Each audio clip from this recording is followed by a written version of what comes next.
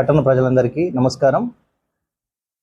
దివ్యాంగుల ఆర్థిక పునరావాస పథకానికి సంబంధించి 2024-25 ఆర్థిక సంవత్సరంలో మనకు 2 యూనిట్లు మంజూరు చేయడం జరిగింది ప్రభుత్వం.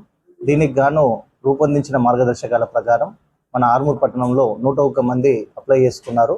వీరందరూ కూడా మేము మా మున్సిపల్ కార్యాలయంలో తేదీ 30వ తారీఖు నాడు అనగా